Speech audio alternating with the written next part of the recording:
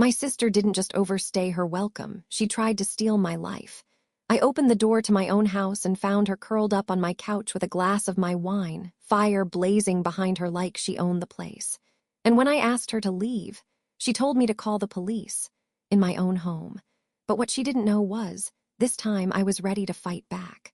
Before we dive in, tell me, where are you watching from? I love seeing all the places this community reaches. Drop your city or country in the comments below, and while you're there, hit the like button and subscribe if you've ever had to reclaim your space from anyone. My name is Natalie, I'm 34, and I used to think there was no limit to what I'd do for my family. Turns out there is. And the line, it's right here, this house. My house. My quiet little lakefront haven where I go to think, breathe, exist. Or, at least it used to be. That day started like any other.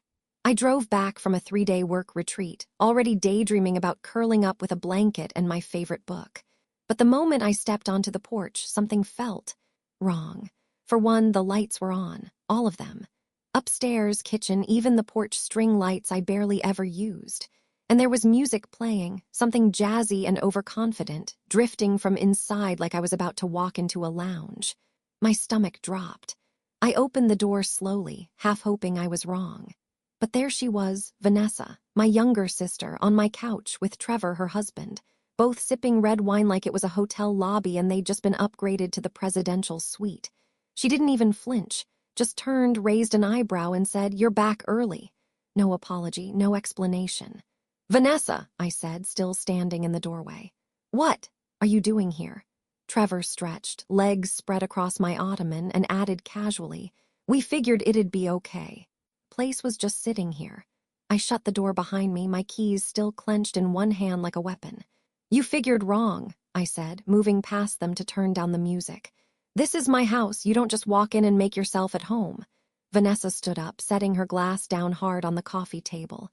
"You gave us keys, you said we could stay here if we ever needed a break. That was a year ago and it was for emergencies, not this." Her voice sharpened.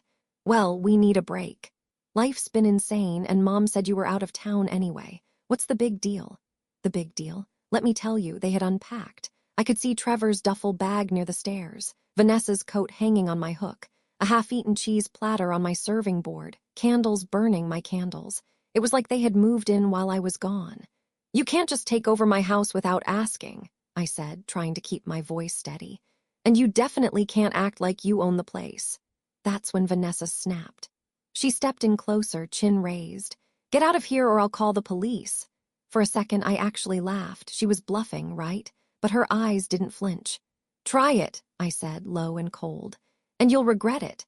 The next few minutes were a blur of shouted words and slammed doors. She accused me of being controlling. I told her she had no respect. Trevor tried to mediate, which only made things worse. I didn't care. I'd had it. The house, my haven, suddenly felt like a war zone. Every word echoed off the walls like gunfire. It wasn't just about space. It was about boundaries, about respect, about being taken for granted by the very people I'd bent over backward for. She had crossed every line, and I'd finally reached mine. That night, the silence in my house wasn't peaceful. It was tactical, like everyone was regrouping before the next blow. After the chaos of that afternoon, I locked myself in my room, needing space to breathe. I half expected them to barge in again, but instead there was a knock. 3 soft taps. I didn't answer. Another pause, then Trevor's voice came through the door. "Natalie, can we talk?" I opened the door a crack, just enough to see his tired expression. No wine glass, no smug grin, just hands shoved in his hoodie pockets, eyes a little softer than before. "I'm not here to fight," he said quickly. I think we should try to keep things civil while we're all under the same roof." That word, "we," still made my skin crawl, as if we were equals in this situation, as if this arrangement was mutual. Still, I leaned against the doorframe and raised an eyebrow. "Civil after she threatened to call the cops on me in my own house." Trevor gave a sheepish shrug. "Vanessa gets passionate. Look, I'm not saying she handled it right. I'm just saying we're here now, and we don't want to make things worse. Let's just live in peace, all right?" I stared at him for a long beat. Was this his version of an apology, or was this just damage control? I exhaled through my nose, then said, "Fine, but only if you follow my rules, my house, my rules, got it?" He nodded too quickly. I mean it, I added, holding his gaze. This isn't a sleepover. This isn't some cute family bonding trip. You respect my space, you clean up after yourselves, and you ask before using anything that isn't yours. Trevor nodded again. Yeah, totally fair. I'll talk to Vanessa. He turned to go, then glanced back over his shoulder. Thanks for hearing me out, Nat.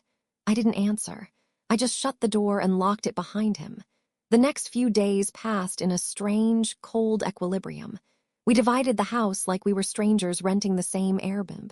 Vanessa and Trevor took the guest room and the basement, which I had generously offered them nearly a year ago when they were in a tight spot. I stuck mostly to my bedroom and the kitchen. We passed each other like shadows in a museum, pretending not to notice, not to remember. The air in the house was stiff with unspoken tension. Even the dog, Bella, kept closer to me than usual, sensing the invisible landmines underfoot. We barely spoke. Breakfasts were silent affairs, if you could even call them that. I'd come downstairs to find crumbs on the counter, almond milk half empty, coffee brewed, but the pot left on the burner too long. I didn't say anything. Not yet. But I did start keeping my snacks in a locked bin in the pantry. I noticed Trevor had stopped leaving his shoes in the middle of the hallway. A small victory, but Vanessa, she doubled down on her silent defiance.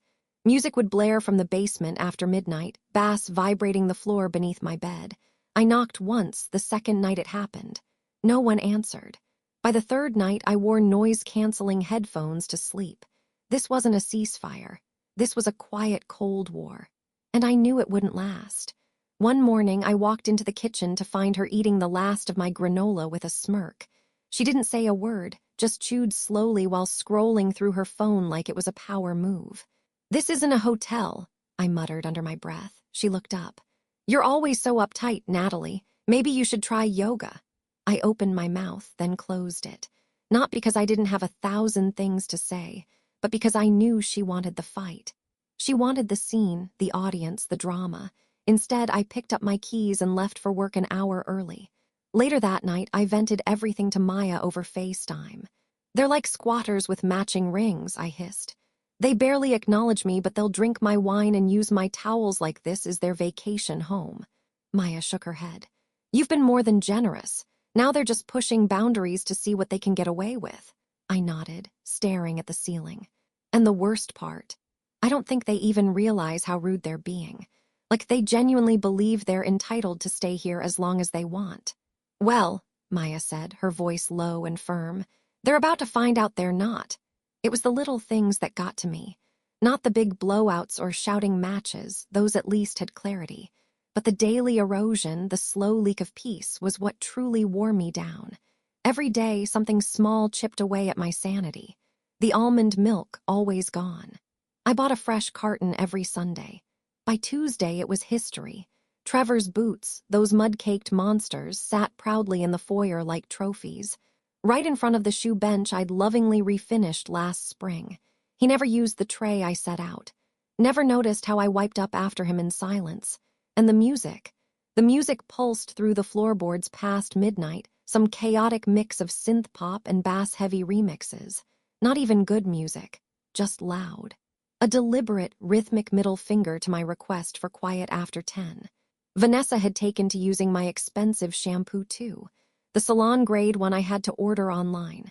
I could tell because the scent lingered, jasmine and bergamot, not her usual vanilla coconut drugstore stuff. I didn't say anything.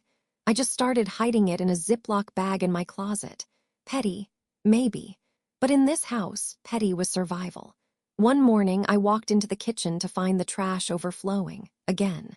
Banana peels balanced on top like some modern art sculpture.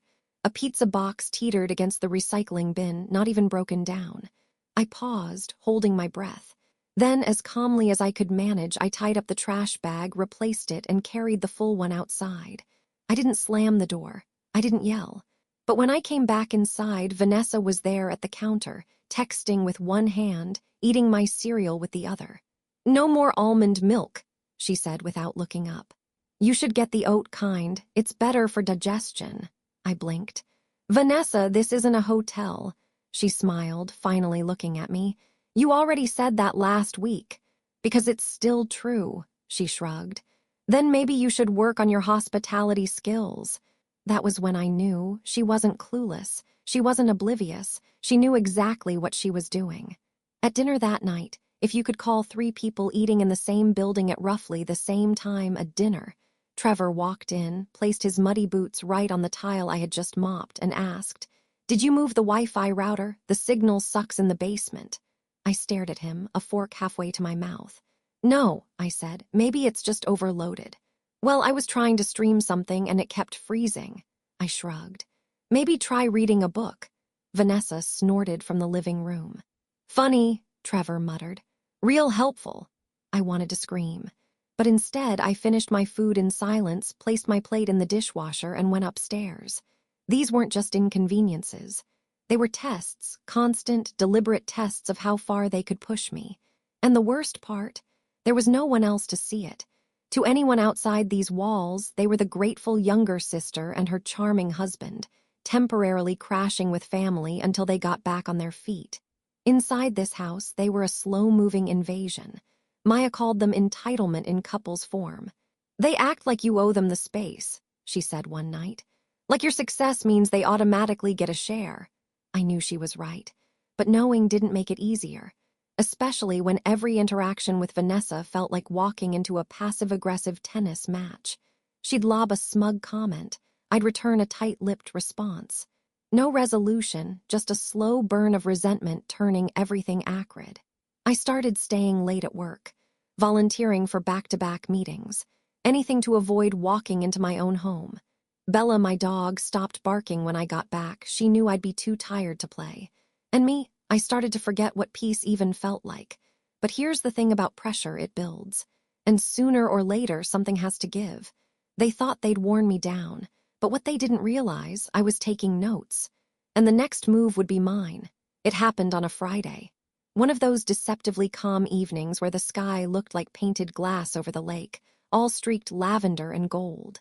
I came home early, craving silence and maybe a long bath, just a sliver of calm. But the moment I pulled into the driveway, I knew something was off. Cars everywhere. A black Jeep half-blocked my mailbox. A red sedan with its bumper nearly kissing my hydrangeas. I counted 7 vehicles total, none of them familiar. And the music, it was shaking the windows. I stood there for a full minute, frozen on the porch with my keys in one hand and my breath caught somewhere between shock and fury. Then I stepped inside. My living room was packed. Strangers draped across my couches. Someone had thrown a jacket over my reading chair. There were wine bottles on every surface, empty solo cups, a beer pong table set up on the back patio. Someone had moved my vintage lamp to make room for a speaker that blasted music so loud I could feel the bass in my chest. Trevor was laughing in the kitchen, shirt untucked, holding a beer. Vanessa was twirling in the center of the living room with some girl I didn't recognize, both of them tipsy and barefoot. No one noticed me at first, until I said loudly, "What is this?" The music didn't stop, but heads turned. Vanessa caught sight of me and smiled like I was a guest arriving late to the party she was hosting. "Hey, sis, you're home early." I stared at her, words failing me. This is my house," I finally said. Trevor sauntered over, raising his beer like a peace offering. "It's just a little party. Loosen up, Nat, it's the weekend." A little party? A girl I didn't know had her feet on my coffee table. A guy was eating chips out of the bag while sitting on my staircase. There were stains on my hardwood floor, mud, maybe wine, and I didn't even want to look toward the guest bathroom. I didn't yell, I didn't cry. I pulled out my phone and walked toward the living room. "What are you doing?" Vanessa asked, laughter fading from her voice. "Calling the police." That got everyone's attention. A hush fell over the room, broken only by the thump of the bass. "I want them all out, now." Trevor looked at me like I'd lost my mind. "Are you serious? You're calling the cops on a party?" Vanessa stepped forward, her voice shrill. "You're being ridiculous, it's just a few friends." I held her gaze as I spoke to the dispatcher. Calm, controlled, dangerous. "Yes, I'd like to report a trespassing situation. Unauthorized party, private residence." The police arrived within 20 minutes. And let me tell you, nothing wipes the smug off a crowd like flashing lights and uniforms. The music cut. People scattered like bugs under a lifted rock. Trevor tried to plead with the officers, but it was too late. Vanessa stormed into the kitchen, red-faced and livid. "You humiliated me," she hissed. "You humiliated yourself," I replied, voice ice cold.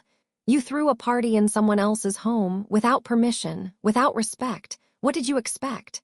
The officers didn't press charges, but they made it clear any repeat incident would be treated as criminal trespass.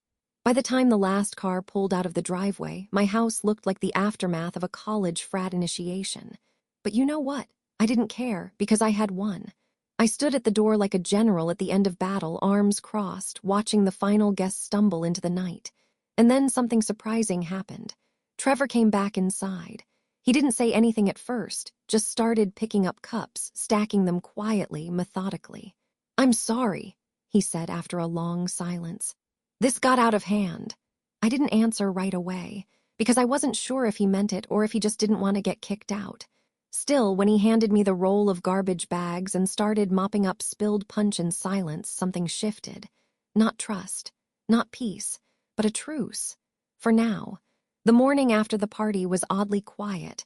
No music, no wine glasses, no Vanessa strutting around like she was the hostess of a lakeside retreat. Just the hum of the dishwasher, the ticking wall clock, and Trevor standing barefoot in the kitchen pouring coffee into one of my mugs. He looked different. Less smug, more subdued. He glanced up when I walked in, offered a nod. "Made a fresh pot." I hesitated, then took the mug he handed me. No words, just cautious civility, for once. He sat down at the table, rubbing the back of his neck like someone with a hangover or a conscience. "Look," he said after a moment, "about yesterday. I know things got out of control. That wasn't fair to you." That much, at least, was true. "I just thought it would be a few friends," he continued. "But Vanessa, she invited everyone, and then some. I didn't know it would turn into that." I leaned against the counter, arms crossed. "You didn't think it might be worth asking me first?" His jaw tightened, then he nodded. "You're right." The words sat there between us like something fragile. "I should have stopped it before it got that far," he said. "That's on me." Was it an actual apology, or just post-crisis damage control? I didn't respond, not right away, but I noticed he didn't bolt. Didn't get defensive. He just picked up a sponge and started wiping down the counters, without being asked. Later that afternoon, I heard the front door open and shut again. Then silence. I peeked out the window. Vanessa's car was gone. Trevor stayed. He spent the next hour fixing the kitchen cabinet door that had been hanging crooked for weeks. Then he walked Bella, even brought her back with a little bandana tied around her neck.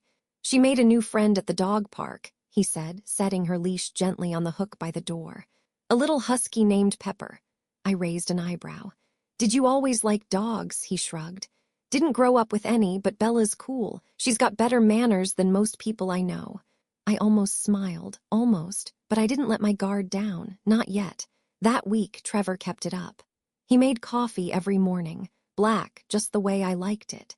He took out the trash without me asking. He even replaced the shower curtain rod in the guest bathroom after Vanessa's towel rack incident last month, don't ask. At first, I thought it was performative. Guilt-induced chores, maybe trying to butter me up so they could stay longer. But then something shifted. One night, I caught him standing on the back deck just staring at the lake. The same lake I'd bought this house to be near. He wasn't on his phone, wasn't talking, just looking. I stepped outside, curiosity getting the better of me. "Peaceful, huh?" I said. He nodded. "Yeah, didn't realize how much I needed quiet until everything stopped." We stood there for a beat, the breeze rolling off the water. "I think Vanessa respects you more than she lets on," he said suddenly. I turned toward him, surprised. "Is that what she tells you?" He gave a dry laugh. "No, she complains about you constantly, but underneath it, I think she envies you." That took me aback. "She doesn't act like it," I said carefully. "People don't usually resent people they think are beneath them," Trevor replied. "They resent people they're trying to catch up to." I studied his face, trying to read the subtext. Was he finally seeing her clearly, or was this some twisted tactic to pit me against her? I didn't answer. I just took a sip of my wine and turned my eyes back toward the lake. Vanessa, for her part, didn't say much over the next few days. She spent most of her time glued to her phone, her fingers scrolling endlessly, lips pursed, eyebrows drawn. Whatever social media storm she was brewing, I wasn't part of it, yet. She didn't offer an apology for the party. She didn't acknowledge the police. She didn't even ask about the wine glasses she broke. She just withdrew, but not out of humility, out of calculation, like she was waiting for her moment. And I knew it was coming, because Vanessa never stayed quiet for long. The first sign was subtle, too subtle to notice at first. A missed call from Aunt Lydia. Then a text from Cousin Jordan, oddly formal. "Hey, hope you're doing okay. Haven't heard from you in a while." I didn't think much of it, just holiday noise, polite check-ins, family fluff. But then I got a voicemail from my cousin Stephanie. "Hey, Nat. I don't want to get in the middle of anything, but I just wanted to say I'm sorry things are weird with Vanessa. She told us what happened. I hope you're getting the help you need." The help I need? What was she talking about? I played it again. The phrasing was careful, concerned, sanitized, but underneath it, a quiet assumption that I was the problem. The next few days, it kept happening.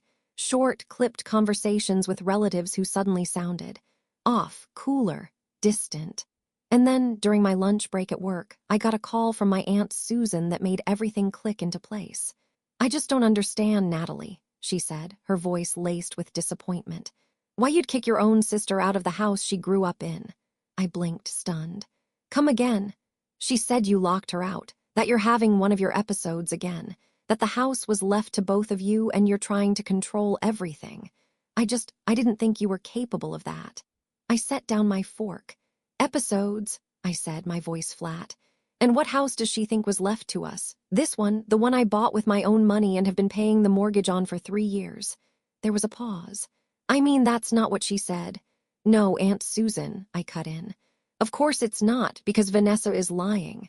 I hung up before I said something I'd regret. Then I sat there in the break room of my office, my hands trembling over a half-eaten salad. Vanessa wasn't just pushing boundaries anymore. She was rewriting history. That night I confronted her. She was in the kitchen, eating ice cream straight from the container, my container, of course. "Vanessa," I said evenly, "why are the aunts and cousins calling me about your version of our living situation?"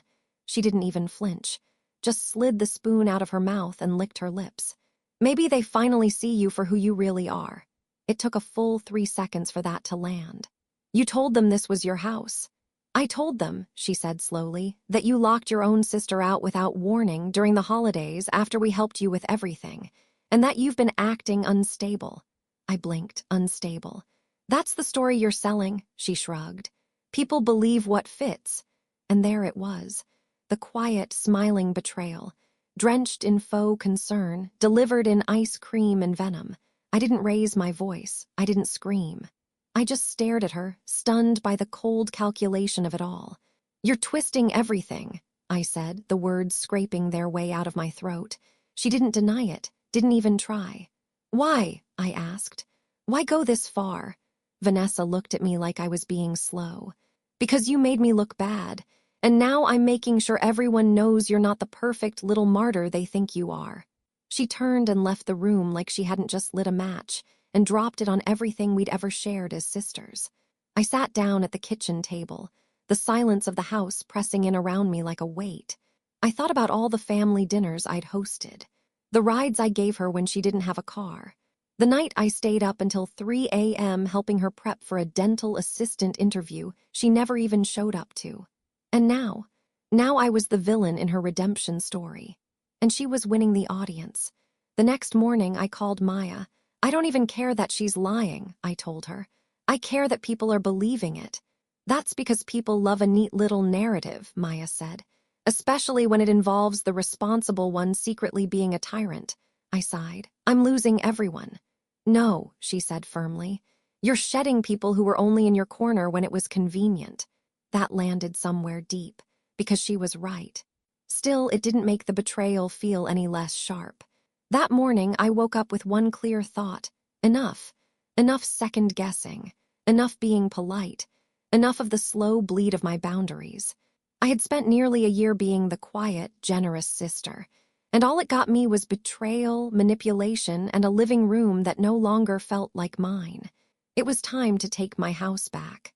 I waited until Vanessa and Trevor left for what she loudly called a quick grocery run, but was probably another Instagram-ready coffee date.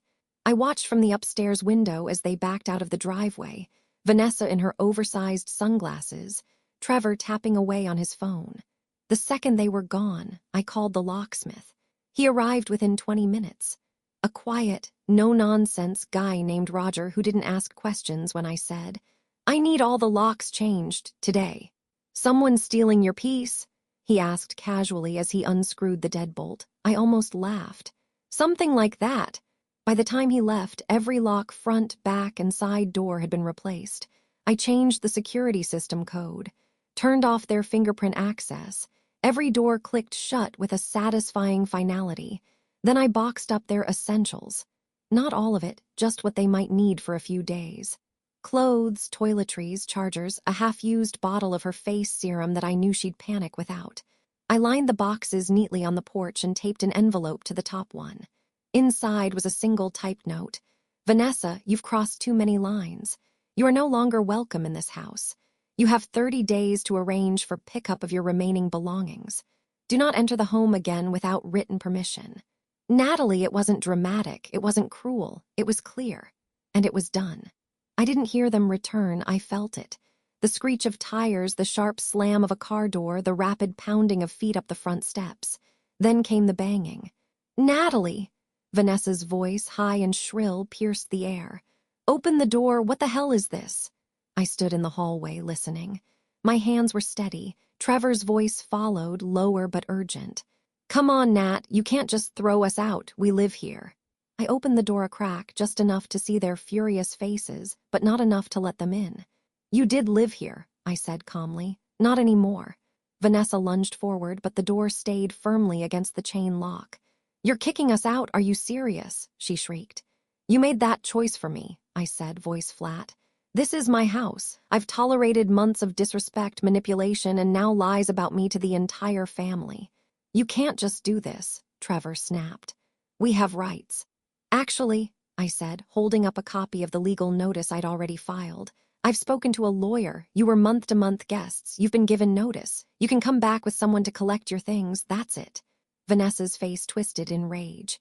"You are going to regret this. I'm calling Mom. I'm calling everyone." "Feel free," I replied. "Just make sure they know they're not welcome here either." Then I shut the door and locked it. What followed was 15 minutes of screaming on my front lawn.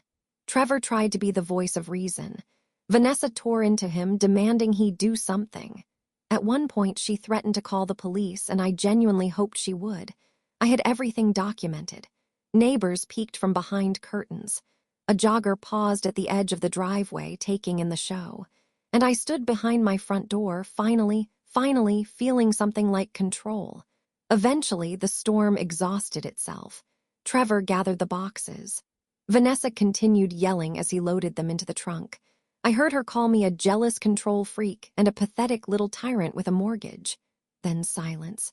The car drove off, and the house was mine again. I sat on the couch, clutching a cup of tea that had gone cold. Bella curled beside me, head on my knee, calm for the first time in weeks. The air smelled like cinnamon, not tension. The floors were still. The corners quiet. And for the first time in a long time, I felt safe. Not because they were gone, but because I had finally drawn the line and kept it. The quiet didn't last long. It never does with Vanessa. For a few blessed days, the house was still. I scrubbed every surface they'd touched, aired out the rooms, changed the linens, and walked barefoot across my floors like I was reclaiming sacred ground. Bella trotted behind me, finally at ease. I thought maybe, the nightmare was over. Then, on a drizzly Wednesday afternoon, the doorbell rang. I peered through the peephole, heart immediately sinking. Vanessa. Alone, no Trevor, no bags, just her, standing under a dripping umbrella with that same too-sure tilt of her chin like the world owed her another audience. I didn't open the door right away. I wanted to pretend I wasn't home, let the rain drive her off. But I knew her well enough to know she wouldn't leave quietly. So I cracked the door just enough to speak through the gap. "You're not supposed to be here. I need to talk to you," she said. Her voice wasn't angry this time. It was measured, controlled. That made it worse. "There's nothing left to talk about," I replied. "You made your choices, you need to respect mine." She looked down, then back up, and that's when she dropped it. "I'm pregnant." Silence stretched between us like a live wire. I blinked, not sure I heard her right.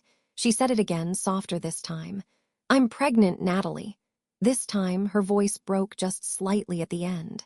Her eyes shimmered, not with tears exactly, but with something close enough to weaponize. I stared at her, heart pounding, brain scrambling. Was it true, or was it just her latest ploy? A sympathy card to buy more time? Guilt trip her way back into the house. "When?" I asked, my voice low. "About 8 weeks," she said. "I just found out. I thought I had the flu or something, but—" She trailed off, shrugging helplessly. "And Trevor. He knows," she said. "He's adjusting." I felt the chill of the rain even through the door. I leaned my forehead against the edge of the frame, trying to ground myself. "You came here to what, move back in?" "No," she said quickly. "No, I didn't know where else to go. I needed to tell you, you're my sister." That word, sister, sounded so hollow now. I stepped outside, pulling the door gently shut behind me. "I don't know what you're trying to pull here, Vanessa, but if this is some manipulative stunt—" "It's not," she cut in. "I'm not asking to come back." She wrapped her arms around herself, eyes glassy. "I just thought maybe you'd care." That hit something. I hated that it did. Because despite everything, despite the lies, the betrayal, the scene on my lawn, some small, stubborn piece of me still remembered the little girl who used to beg to sleep in my bed when there was a storm. The sister who once gave me her last piece of Halloween candy because she knew I liked the peanut butter kind. "I don't know what you expect me to say," I said finally. "I don't expect anything," she whispered. "I just wanted you to know." She turned to go, her umbrella tilting sideways in the wind. She looked smaller somehow, shrunken in the rain, the bravado drained out of her. But I didn't stop her. I couldn't. I stood on the porch, watching her disappear into the mist, her figure swallowed by the gray. And for the first time in weeks, I wasn't angry. I was afraid. Because if it was true, if she was pregnant, then this fight wasn't over. It was just getting more complicated. Inside, I poured myself a glass of wine and stared at the untouched dinner I no longer had the appetite for. My phone buzzed Trevor. I let it ring. What was I supposed to say? "Congratulations. I hope you two raise your baby better than you respect property lines." I didn't want to be pulled back into their drama. But now, with a child involved, the moral lines blurred. Even my anger had softened, just slightly, beneath the weight of uncertainty. Was she faking it? Or worse, was she telling the truth? And if she was, what then? I didn't sleep that night. I lay in bed with the covers pulled to my chin, staring at the shadows shifting across my ceiling. The rain had stopped, but the storm inside me hadn't. Was she telling the truth? Was there really a baby? And even if there was, what did that change? By morning, I knew what I had to do. I called Melanie, a former college roommate turned attorney who always said, "If your family gets messy, I bill by the hour, but I listen for free." When I told her the full story, from the squatting to the lies to the sudden baby bombshell, she didn't sound surprised. "Don't panic," she said. "You've already taken control of the property, but now you need to close the financial loop. Cut every rope she could climb back up." I nodded, scribbling notes as she spoke. "No more bank transfers. No shared bills. If you've been covering anything in her name, stop immediately. Document everything. You've got to treat her like a tenant who defaulted, not a sister who got her feelings hurt." "Even if she's pregnant?" I asked. Melanie paused. "Especially if she's pregnant, because pregnancy doesn't make her your responsibility. It just makes her more dangerous if she's looking for leverage." It felt brutal to hear out loud, but it also felt true. That afternoon, I logged into my bank and canceled the monthly auto payment I'd been sending Vanessa for groceries. A habit I started when she lost her part-time job 2 years ago. I forgot I'd even left it running. Next, I called the electric company and had the account name changed back to mine alone. Then the internet, the water. I paid off the last remaining bills with her name on them and requested records of everything. The last step was the hardest. I texted Vanessa and asked to meet in public. Neutral ground. Somewhere she couldn't twist the narrative or throw a scene. We met at a local diner, bright, noisy, full of eyes and ears. She showed up late, hair curled, belly still flat. If she was pregnant, she wasn't showing it. And she didn't mention it. Just slid into the booth across from me and raised a brow. "What's this about?" she asked. I handed her a small envelope across the table. Inside was a single printed page, an official cease and desist letter drawn up by Melanie. Clear language, no emotion, just the facts. She opened it, scanned, smirked. "You really went full lawyer on me." "I'm done," I said simply. "No more handouts, no more support, no more sister bailouts." Vanessa leaned back, crossing her arms. "Wow, you've really let this house turn you into a cold little queen." I didn't flinch. "You want me to take care of you," I said. "But you've never acted like someone who deserves that. I'm not your ATM, I'm not your safety net, and I'm not the villain for finally saying no." She opened her mouth, but I didn't give her the chance. "You're pregnant, fine, then grow up. Get a job, find a place to live, do what every other adult has to do when life throws a curveball." "You think you're better than me," she hissed. "I think I'm done with you," I said calmly. The waitress came by, and Vanessa slid out of the booth without another word. She stormed out, shoulders stiff, hair swinging behind her like a cape. Trevor stayed behind. I hadn't expected him to come, but there he was, sitting quietly 2 booths down, sipping black coffee. He slid into my booth when Vanessa left. "She told me not to come," he said. "I'm surprised you did." He shrugged. "I just wanted to make sure you were okay." That caught me off guard. "I meant what I said the other night," he added. "About her respecting you deep down. I think this is how she processes losing control. I think this is how she processes not getting her way," I said. He gave a small nod. "Fair." We sat in silence for a moment, just the clatter of forks and coffee cups around us. "She'll be mad for a while," he said eventually. "But maybe it's what she needed." I looked at him. "And you?" He met my eyes. "I'm still figuring that out." I believed him. Not entirely, but more than I expected to. He stood up, left a few bills on the table, and walked out without another word. And I sat there, alone with my coffee and my resolve. This wasn't guilt. This was growth. For the first time in a long time, I felt like I wasn't sinking anymore. I was swimming, finally back to shore. The first weekend without them felt like stepping into sunlight after months underground. For the first time in what felt like forever, I invited my friends over. Not to vent, not to beg for advice, but just to laugh, to eat, to breathe. Maya arrived first, arms full of groceries. "You look 10 years younger," she said, hugging me with both arms and no pity. "Sleep," I whispered dramatically. "It's this thing I've discovered now that I'm not listening for footsteps at 2 a.m. by Saturday afternoon. The house smelled like rosemary chicken and fresh bread. Candles flickered on the mantel. Bella snoozed by the fireplace, her belly full and legs twitching in dreamland. 3 of my closest girlfriends sat around the table with wine glasses in hand.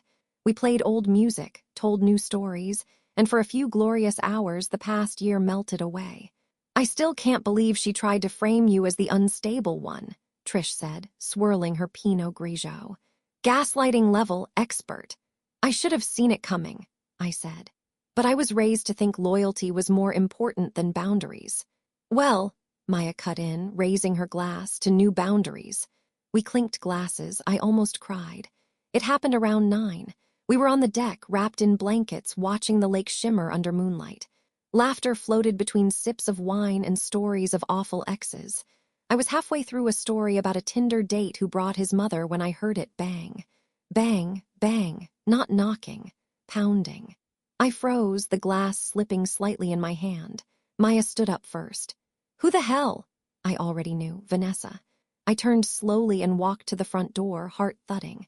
She was there, pounding her fist like a battering ram. Her hair was a mess.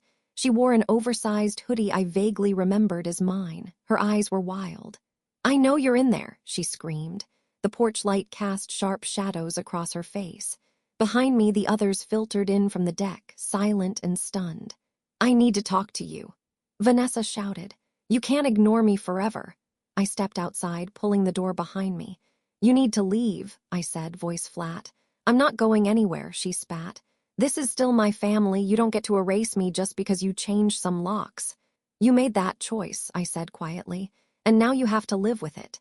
"You think you're so much better than me," she sneered. "Because you own this house, because you play the victim better than I do." I stared at her calm. "I'm not the victim, Vanessa. I'm the survivor." That hit something. She laughed, bitter and raw. "You think this is over? You think locking a door makes you safe from me?" Behind me, Maya stepped forward. "Back off, Vanessa, you're embarrassing yourself." Vanessa's eyes snapped to her. "Oh, of course, your little support group, enablers." I took a step forward, voice low. "You're not welcome here, not now, not ever. You're not family anymore." For a moment, she looked like a balloon that had finally deflated. Her shoulders sagged. Her mouth opened, but no words came out.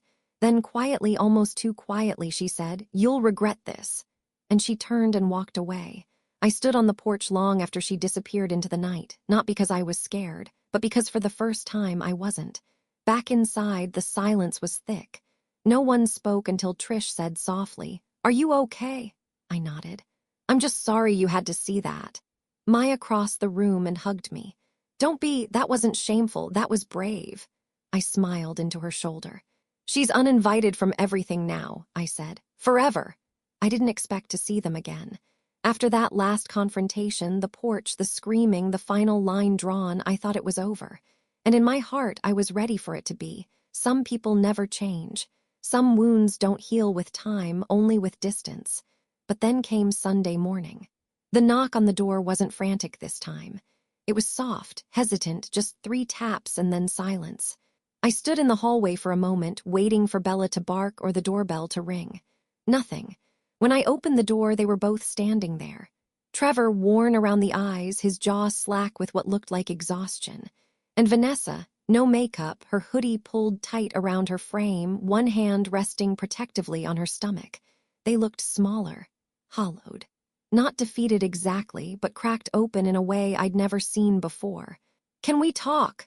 Trevor asked. I hesitated, but only for a second. I stepped out and closed the door behind me. "I don't want another scene," I said. "There won't be," he promised. Vanessa looked at me, her mouth opening and closing like she couldn't find her place in the conversation. Trevor reached into his jacket and pulled out a folded piece of paper. "This," he said, "is a letter of agreement. We've found a short-term rental nearby. I signed it this morning. Vanessa will stay with me. It's temporary, but it's stable. We're not here to ask for anything. We just wanted you to know we're leaving you alone." I took the paper, scanned the name of the property manager. The ink was still wet. "And why are you really here?" I asked. Trevor looked at Vanessa, and for the first time in a long time, she spoke. "I'm sorry." She said it so softly I almost didn't hear it, but it was there, real. "I didn't know how bad I'd gotten," she said. "I thought the world owed me something. I thought you owed me something, but I see it now." I didn't say anything, just watched her. "We lost everything," she added, her voice cracking. "Not just the house or the comfort. We lost your trust, your respect, and honestly, I don't think we deserved it in the first place." Trevor reached for her hand. She didn't pull away. "You didn't have to take us in," he said, "and we treated you like the enemy. But you weren't. You were the only one doing the right thing." The wind rustled the leaves above us. Vanessa looked up at me, eyes damp but no tears. "I'm not asking for forgiveness," she said, "but I am asking for a second chance to do better. Somewhere else, away from here." I stood there, everything inside me twisting, memories of slammed doors, shouted insults, betrayal, and childhood birthday parties, late-night movies, shared jokes that once made us both cry laughing. "You can't stay in this house," I said. "We know," Trevor replied. "But," I added slowly, "the guest cottage is empty just for a few weeks until your lease starts." They both looked up, startled. "Under one condition," I continued. "You'll sign an agreement, no key to the main house, no visitors, no drama." Vanessa nodded before I finished. "Done. And any damage or boundary violation, you're out immediately." "We understand," Trevor said. I didn't smile. But I did unlock the gate and gesture to the side path. They walked together quietly. And for the first time in months, it wasn't as enemies. Later that day, I sat on my deck, watching the lake ripple under the autumn wind. Bella lay curled beside me. The house behind me was clean, quiet, and finally mine. They weren't back in my life. They were near it, but only on my terms. And that difference changed everything. Weeks passed quietly, and that was the miracle, really. Not some grand gesture or dramatic change. Just stillness. No midnight arguments. No passive-aggressive notes on the fridge. No emotional landmines hidden in the laundry room. Just soft mornings with fresh coffee, Bella snoozing on the rug, and the light slicing gently through my kitchen windows. The cottage stayed occupied but respectful. Vanessa kept to herself for the most part. I I saw her sweeping the porch one morning, headphones in, her movements slow but steady. She didn't wave. Neither did I, but we saw each other. Trevor found a job at the local hardware store. I overheard him once in town telling someone, "It's honest work. Feels good to fix things with your hands." That stuck with me. There was no reunion, no warm family dinners or hugs in the hallway, but there was something else, something that might have mattered more. There was peace. One evening, I made 2 cups of tea and walked down to the cottage. Vanessa opened the door with wide, cautious eyes. "I don't forgive you," I said, handing her a mug. "But I appreciate that you've respected the line I drew." She nodded, silent. Trevor stepped into view behind her. "We're trying," he said quietly. I nodded, turned, and walked back home, tea in hand, weight in my chest slightly lighter. A year later, my house didn't just look different, it felt different. New furniture. New walls painted in calming earth tones. A new bookshelf in the hallway full of stories that had helped me survive the worst. But more than anything, it was the energy. Light, open, untouched by old echoes. To celebrate, I hosted a housewarming, just a small gathering. Maya brought cupcakes, Trish brought a scented candle that smelled like citrus and possibility. We toasted to survival, to boundaries, to new beginnings. I stood on the deck that evening, barefoot, a glass of wine in hand, watching my friends laugh in the kitchen. Bella curled at my feet. The lake was calm. For once, the outside matched the inside. Later, as the last guest left and I tidied up the kitchen, I noticed an envelope in the mail pile. No return address. Just my name, Natalie, written in my sister's unmistakable cursive. Inside was a simple card. "Thank you. For the push I needed, I'm still learning, but I'm trying." Vanessa, no drama, no demands, just acknowledgement. I read it twice. Then I tucked it in the drawer beside my bed, not out of sentimentality, but as a record. Not all stories end with reconciliation. Some end with space. Some end with quiet. Some end exactly how they need to for you to finally breathe. And as I stood by the window, watching the lake catch the last colors of sunset, I smiled. Because dignity, sometimes it starts with a locked door.